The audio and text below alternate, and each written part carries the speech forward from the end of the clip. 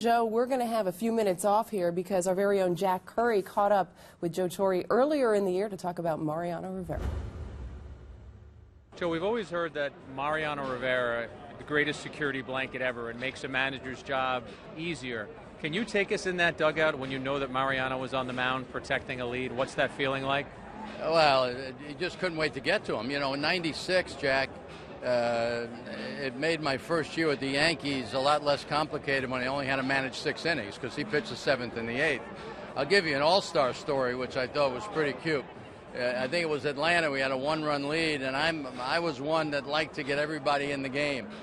So I was going to use my last player, and I was saying, let's get more runs, guys. Let's get more runs. And all of a sudden, I felt somebody pull on my pant leg behind me. I turned around. It was Darren Erstad. I said, what is he? He says, is Mariano coming in the game? I said, yeah. He says, you don't need any more runs.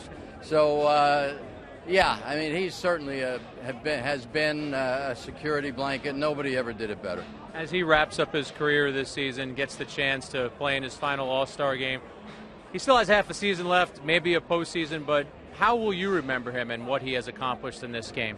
Well, and you know, you've been around here a long time. It's all about the character. You know, I used to tell players, you know, ability, you know, a lot of times it's on level ground, but the character is the one that gets you to the next level. And Mariano, whether you beat him up or he beat you, you know, he was the same guy all the time. It is very special, and you can't teach that stuff. You know, that has to come from within. You mentioned '96. How soon into that season did you realize how indispensable a player he was and how big of a weapon he was?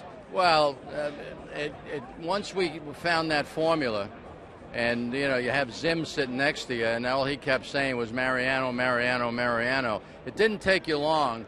The only thing you concerned yourself with, knowing he had had surgery on the arm, of, you know, how much of this can he take? And he was unbelievable. You know, he just went out there, and he dispensed people very few pitches in those days. And I can't say the same for Wetland, but he did that kind of job.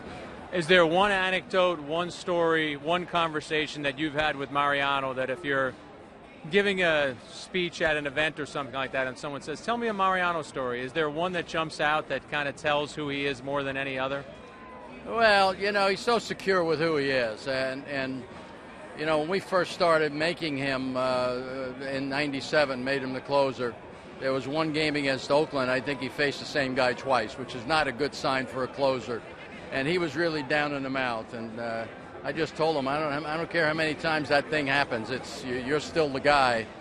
But the one thing I think that told you, you know, where there's so many guys who are so concerned about their stats, was that particular year, because I said, you know, you're going to come back here and face Cleveland, because we had to finish the season with Cleveland, and then we went to Toronto, and then we were coming back to play them in the postseason.